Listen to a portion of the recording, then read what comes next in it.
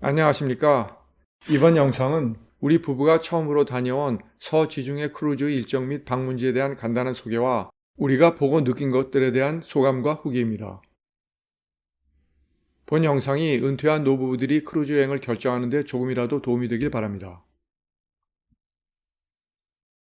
한국의 지인들뿐 아니라 이곳 미국의 지인들에게도 크루즈 여행이 상당히 흔한 것 같습니다.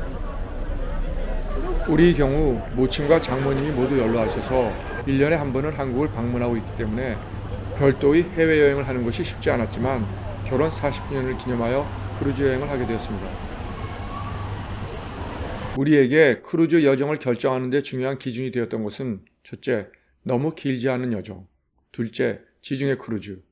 왜냐하면 배멀미가 심해서 대양보다는 지중해가 나을 것으로 판단했기 때문입니다. 셋째, 미국에서 직항이 있는 도시에서 출발하는 크루즈. 유럽에서 비행기를 갈아타는 번거로움을 피하기 위해서입니다. 네 번째, 방문한 적이 없던 국가를 포함할 것. 이었습니다. 최종적으로 결정한 것이 방문한 적이 없던 아프리카의 튀니지를 포함하는 MSC의 서지중해 7박 8일 크루즈였습니다. 선박은 시사이드로서 5,000명 이상의 승객을 수용할 수 있으며 승조원이 1,400명을 넘습니다. 일정은 10월 21일 18시 스페인 바르셀로나 출발, 10월 20일 항해, 10월 23일 8시 튀니지의 튀니스 도착 및 관광, 10월 24일 9시 이태리 팔레르모 도착 및 관광, 10월 25일 6시 30분 이태리 나폴리 도착 및 폼페이 관광, 10월 26일 9시 이태리 라스페치아 도착 및 피렌체 피사 관광, 10월 26일에는 원래는 리보르노에 정박할 예정이었으나 날씨 때문에 라스페치아에 정박했습니다. 10월 27일 10시 프랑스 마르세유 도착 및 관광, 10월 28일 8시 스페인 바르셀로나 도착 및 해산입니다. 크루즈의 경우 출발 날짜보다 1, 2일은 먼저 출발지에 도착하는 것이 안전하고 또한 비행기 일정을 고려해서 10월 19일에 출발, 10월 29일에 돌아오는 총 10박 11일의 여정이었습니다. 항공편은 세인트루이스에서 시카고, 그리고 시카고 바르셀로나 직행편을 이용했습니다. 튀니지, 라스페치아, 마르세유 정박 중에는 MSC에서 판매하는 단체 관광에 참여했고 팔레르모와 바르셀로나에서는 시티 투어 버스를 이용했으며 나폴리에서 시작한 폼페이 관광은 완전한 자유여행이었습니다. 첫날의 공식적인 승선 시간은 객실이 준비가 되는 오후 1시부터였지만 실제로는 오전 11시부터 승선이 가능했습니다. 첫 기항지가 지중해를 횡단하는 튀니지였으므로 첫날 오후 6시에 바르셀로나 항구를 떠나서 둘째 날부터 셋째 날 아침 8시까지 계속 항해를 했습니다. 오랜 항해 중에도 다양한 공용과 오락으로 무료하지 않았습니다. 와이파이 패키지를 구입해서 인터넷도 이용했습니다. 식사의 경우는 뷔페는 중간에 약간의 준비 시간과 매우 늦은 시간, 새벽 시간을 제외하면 항상 이용이 가능합니다. 그러나 정식 식당의 경우는 정해진 시간에 아침과 저녁을 제공하고 항해 중인 경우는 점심도 제공합니다. 정식 식당의 저녁 식사는 6시에 시작했는데 6시 30분이 넘으면 입장을 허락하지 않습니다. 좌석도 정해진 번호가 있어서 항상 같은 곳에 앉았습니다. 덕분에 대구에서 온 부부, 신혼여행 온 젊은 두 부부와 함께 식사하면서 즐거운 시간을 보냈습니다. 특히 대구에서 오신 임 여사님, 정말 대단하십니다. 해외여행을 위해서 지금도 영어를 공부하고 있으며 이집트와 브라질 축제 자유여행을 계획하고 있다고 합니다. 듬직한 남편분과 정말 잘 어울리는 한 쌍입니다. 젊은 부부들도 대한민국의 젊은이들답게 인물도 좋고 체격이 훤칠했습니다. 우리는 아침 식사를 제외하면 모두 정식 식당에서 식사를 했는데 별도로 비용을 지불해야 하는 식당은 이용하지 않았습니다. 그리고 우리는 콜라와 같은 음료는 전혀 마시지 않고 술도 거의 마시지 않기 때문에 음료 주류 패키지를 구입하지 않았습니다. 커피와 간단한 주스는 뷔페에서 제공됩니다. 저녁을 제외한 대부분의 시간은 관광이므로 저녁에만 음료 주류 패키지를 이용해야 하기 때문에 패키지에서 제공하는 양을 모두 소진하는 것이 거의 불가능하다고 합니다. 개별 주문하는 것이 훨씬 경제적인 것 같습니다. 그러면 방문한 지역을 간단히 소개하겠습니다. 첫 번째 기항지인 튀니지의 수도 튀니스에서는 단체 관광으로 구도심인 메디나와 조금 떨어진 해안 마을인 시드부사이드를 방문했습니다. 메디나는 한국이 80년대 모습으로 특별하게 인상적인 것은 없었습니다. 시드부사이드는 독특한 청백색 건축물로 유명합니다. 또한 지중해의 아름다운 전망으로 관광객들이 많이 찾는 명소입니다. 자유시간이 짧아서 간단한 쇼핑을 했는데 터무니없는 가격으로 흥정을 시작해야 했습니다. 두 번째 기항지인 이태리의 팔레르모는 항구가 도심과 매우 가까워서 시티 투어 버스가 시작되는 곳까지 걸어가서 시티 투어 버스로 관광을 했습니다. 팔레르모는 고색 창연한 건물들, 좁은 도로, 길가에 주차된 수많은 경차들로 전형적인 유럽 도시 모습입니다. 도심을 벗어난 명소를 방문하지 못했기 때문에 다른 유럽 도시들과 비교하면 특별히 기억에 남는 것이 없습니다. 세 번째 기항지인 이태리의 나폴리, 영어 명칭 네이플스는 기원전 1000년경 그리스인들에 의해 건설되어 세계에서 가장 오랫동안 사람이 거주해온 도시지역 중 하나입니다. 예술, 문화, 음식, 특히 피자, 그리고 근처의 폼페이 유적으로 유명합니다. 항구에 도착하니 폼페이행 열차를 탈 수 있는 중앙역까지 가는 버스가 있었습니다. 열차로 약 3-40분이면 폼페이 유적에 도착합니다. 폼페이는 서기 79년 베수비오 화산 폭발로 묻혀버렸다가 18세기에 발굴된 고대 로마 도시입니다. 발굴 작업을 통해 건물, 모자이크, 주민들의 유해까지 포함하여 로마인들의 삶을 생생하게 엿볼 수 있습니다.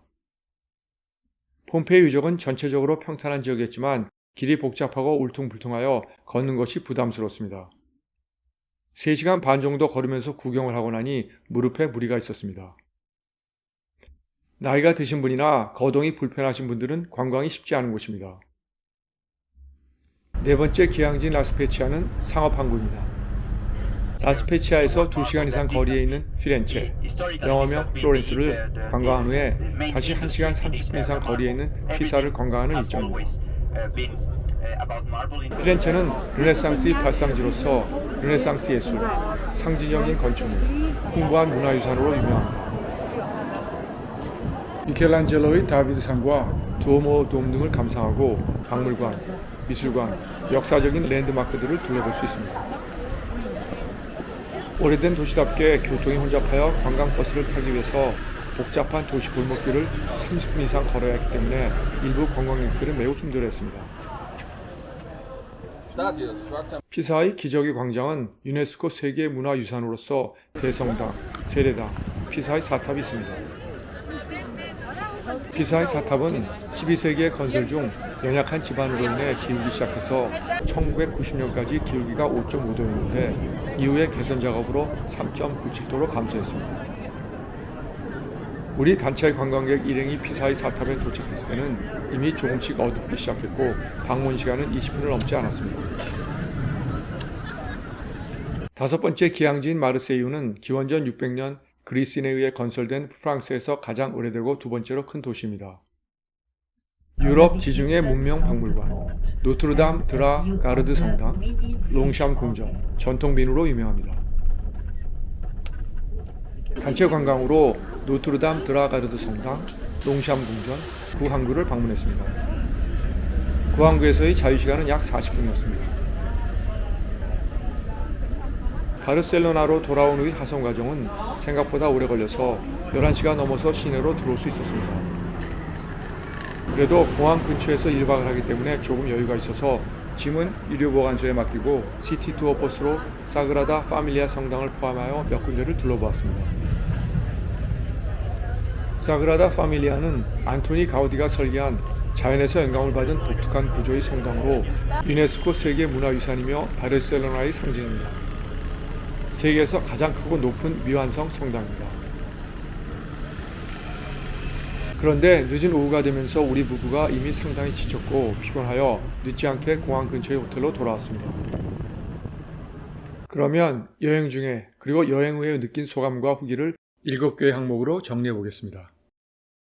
첫째, 여행은 젊을 때 할 것.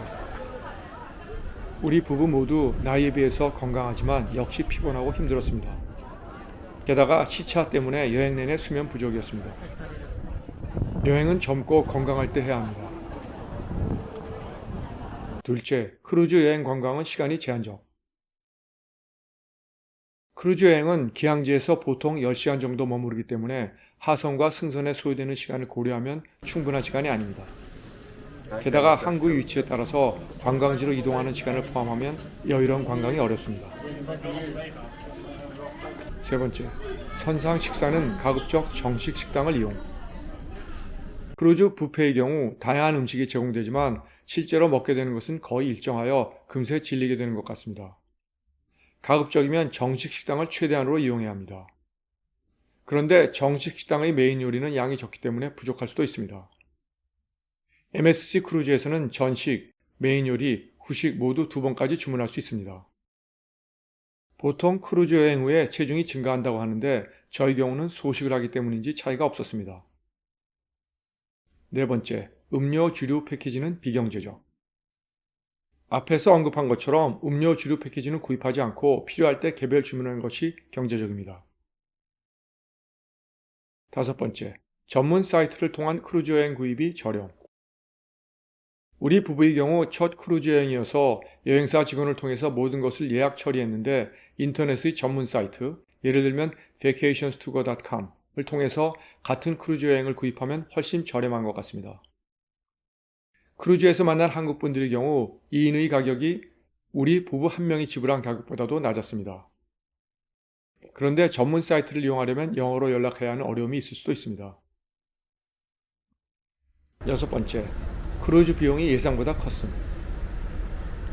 이번 크루즈의 총 비용을 고려하면 같은 비용으로 미국 내 여행을 했다면 훨씬 여유롭고 긴 여행이 되었을 것입니다. 일곱 번째, 해외여행 체질이 아니다. 저는 직업상 해외 출장이 적지 않았지만 여행 체질은 아닙니다. 이번 여행을 통해서 우리 부부 모두 해외여행 체질이 아님을 다시 한번 확인할 수 있었습니다. 그렇지만 한국 방문 중에 일본 크루즈 여행은 고려해보고 있습니다. 그리고 미국 국내 여행에 해당하는 알래스카 크루즈도 고려하고 있습니다. 여행 체질은 아니지만 그래도 혹시 몇 년 후에 캠핑카를 구입해서 미국과 캐나다의 여러 지역을 여행하는 것도 어떨까 생각했었는데 우리 부부에게는 벅찬 도전일 뿐 아니라 이미 조금 늦은 것 같기도 합니다. 시청해주셔서 감사합니다.